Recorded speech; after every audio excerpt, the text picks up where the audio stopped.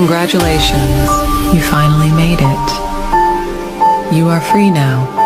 बिस्मिल्लाहिर्रहमानिर्रहीम। अस्सलामु अलैकुम वरहमतुल्लाहि वबरकातुहू। आज हम पढ़ेंगे वेरिएबल्स का कॉन्सेप्ट। वेरिएबल्स क्या होते हैं? वेरिएबल दो अल्फाज से मिलकर बना है, वेरी प्लस एबल। ठीक है, वेरिएबल यानी जिन्हें चेंज किया जा सके।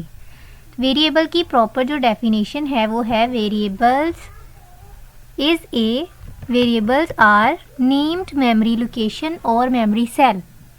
अब इसका क्या मतलब है आपको मैं समझाती हूँ। तो यहाँ पे हम एक टेबल इंसर्ट कर लेते हैं। ठीक है जी, ये हमारा हो गया टेबल। ठीक है, इसमें ये मेमोरी है हमारी, ये सेल नंबर 1 है, ये सेल नंबर 2 है, सेल नंबर 3 है और सेल नंबर 4 है। ठीक है, तो हम यहाँ पे कर लेते हैं जी इंटीजर टाइप x। ठीक है, सेमीकोलन लगाना नहीं भूलना। ये हम क्या लिख रहे हैं? C++ का सिंटैक्स लिख रहे हैं। ठीक है, इंटीजर टाइप x। अब ये x क्या है? ये है वेरिएबल। ठीक है, अब मेमोरी में छेड़छाड़ करनी है। ठीक है, तो मेमोरी में क्या होगा? ये x टाइप का वेरिएबल यानी जो इंटीजर टाइप का है, इंटीजर अब कितनी जगह लेता है? 4 बाइट्स की। तो यहाँ पे मेमोरी एलोकेट हो जाएगी x को 4 बाइट्स। ठीक है, एक और हम वेरिएबल ले लेते हैं इंटीजर टाइप y। ठीक है, सेमीकोलन लगाया हमने। तो ये अब ये सेकेंड मेमोरी लोकेशन है, तो यहाँ पे y is equal to 4 byte. ठीक है, y is equal to 4 bytes. तो ये जगह हो गई रिजर्व। किसके लिए? ये x के लिए और ये है y के लिए। ठीक है, तो नेम्ड मेमोरी लोकेशन का क्या मतलब है? इस मेमोरी लोकेशन का नाम होगा x और इस मेमोरी लोकेशन का नाम होगा y। ठीक है, इसको कहते हैं जी वेरिएबल्स। ठीक है, तो जी जो मेमोरी में जहाँ पे उसको जगह मिलती है उस जगह को कहते हैं एड्रेस ऑफ द वेरिएबल। ठीक है, 3 चीज़ें होती हैं, address of the variable, name of the variable और कंप्यूटर मेमोरी यानी जो चीज़ स्टोर होनी है, मेमोरी लोकेशन। ठीक है, तो ये हमारी मेमोरी लोकेशन है यानी जो हमने टेबल बनाया है ये हमारी मेमोरी लोकेशन है और ये इसके अंदर ये 4 बाइट्स हैं। ठीक है, तो ये कंप्यूटर की मेमोरी में 4 बाइट्स ले रहा है।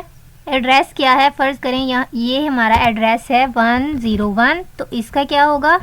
102। ठीक है, ये एड्रेस हो गया और ये क्या है? वेरिएबल का नाम और ये मेमोरी, कंप्यूटर की जो मेमोरी है 4 बाइट्स। ठीक है जी, अब होते हैं जी 2 कॉन्सेप्ट होते हैं इसमें। फर्स्ट होता है वेरिएबल डिक्लेरेशन। ठीक है, वेरिएबल को हम क्या करते हैं? डिक्लेयर। अब ये बहुत ज़्यादा ध्यान से समझने वाला है। और सेकंड होता है वेरिएबल इनिशियलाइजेशन। ठीक है,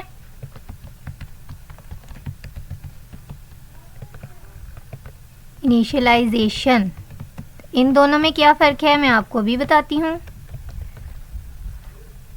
हमने किया जी वेरिएबल को डिक्लेयर, तो हमने सिंपली लिखा integer type x।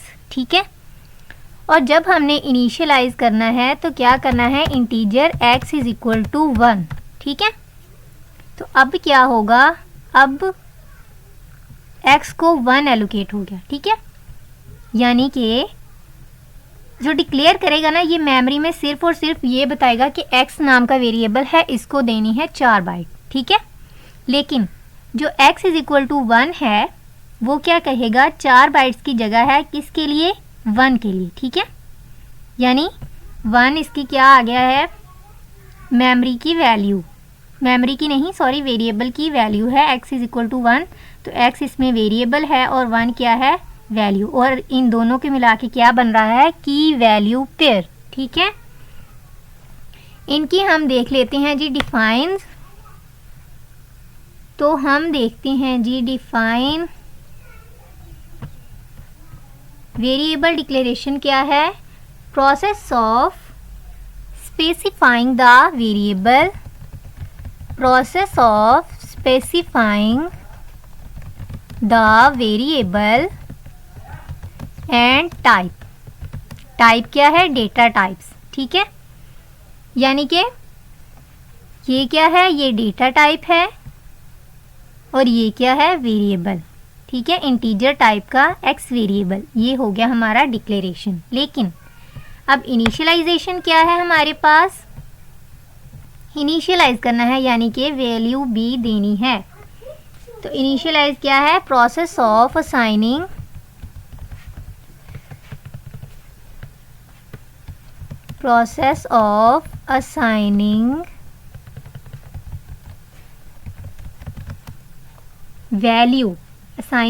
value to a variable at the time of declaration, यानी कि डिक्लेयर भी कर दिया और उसको वैल्यू भी असाइन कर दी, ठीक है जी। उम्मीद है आपको समझ आया है। नहीं समझ आया तो आप कमेंट सेक्शन में बता सकते हैं, मैं आपको समझा दूंगी। अब हम दोबारा से लिखते हैं specifying the variable and type. It's type लिख लेते हैं ताकि आपको अच्छे से क्लियर हो जाए। इट्स टाइप, ठीक है। तो अब हम लिखते हैं, इंटीजर तो हो गया, हम लिखते हैं फ्लोट टाइप एक्स, ठीक है। एफ छोटा लिखना है हमने और सेमीकोलन लगाना है, ठीक है। फ्लोट टाइप एक्स हो गया, ठीक है। तो ये क्या है? ये है एक्स की डेटा टाइप और ये क्या है? एक्स नाम का वेरिएबल, ठीक है। इसी तरह अगर हम इनिशियलाइज करें तो हम लिखेंगे फ्लोट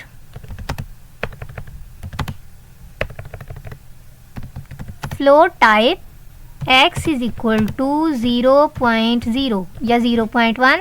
फ्लोट का मतलब है पॉइंट्स में, डेसिमल्स में वैल्यूज लिखनी है, ठीक है।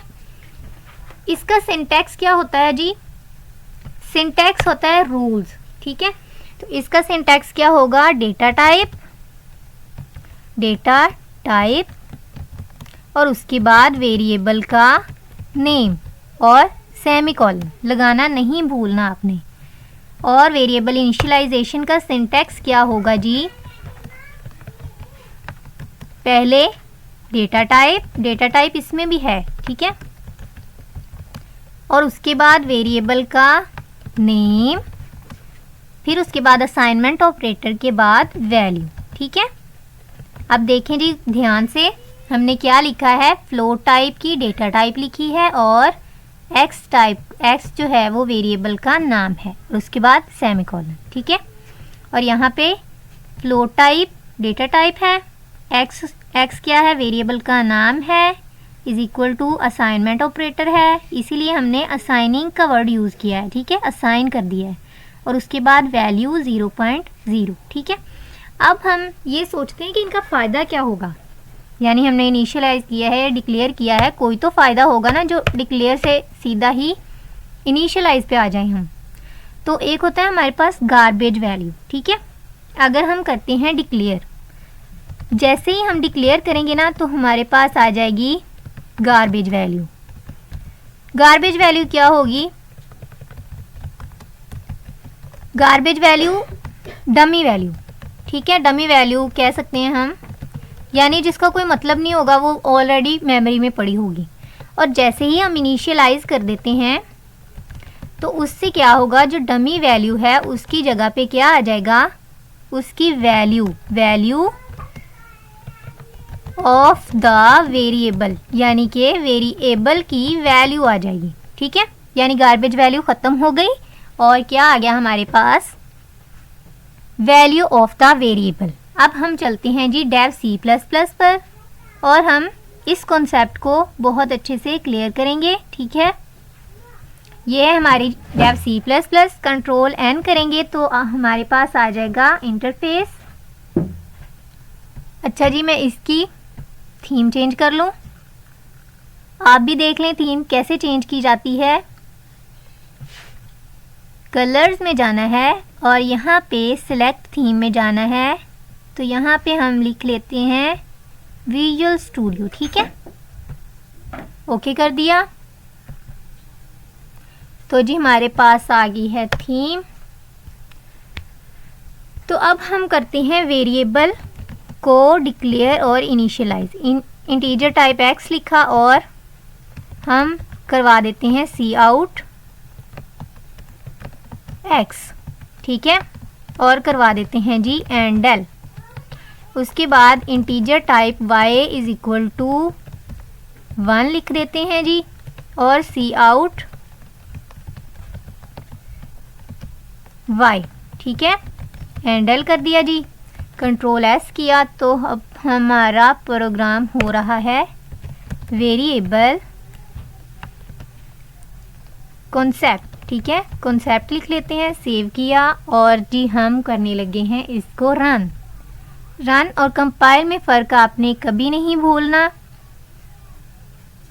अगर आपको नहीं पता तो पहली वीडियोस में जाके देखें, मैंने बहुत अच्छे से समझाया है। तो जी देखें, ये है हमारे पास गार्बेज वैल्यू, डमी वैल्यूज़, यानी हमने ना x को 0 दिया था और ना ही y को 1 दिया था। नहीं, y को 1 दिया है हमने, देखें y को हमने 1 से इनिशियलाइज किया है। इसको हम कर लेते हैं एरेज और हम अब देखते हैं कि क्या वैल्यू आएगी, ठीक है।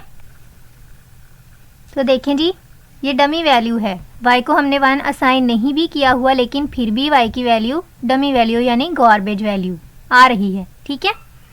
अब हम इसको कोई वैल्यू दे के देख लेते हैं, यानी कि हमने क्या किया है, इनिशियलाइज असाइनमेंट ऑपरेटर और 1, ठीक है, और यहाँ पे y इज इक्वल टू 2 कर देते हैं। कंट्रोल एस किया और जी हम चलाते हैं प्रोग्राम को, तो ये आ गया हमारे पास वैल्यूज़, ये इनिशियलाइज भी हो गई और वैल्यूज़ भी आ गई। गार्बेज वैल्यू से बचने के लिए हम क्या करती हैं, वेरिएबल को करती हैं जी इनिशियलाइज, ठीक है। और जी आज का लेक्चर हमारा हुआ ख़त्म। मुझे दुआओं में याद रखिए। अल्लाह हाफिज़। Congratulations, you finally made it.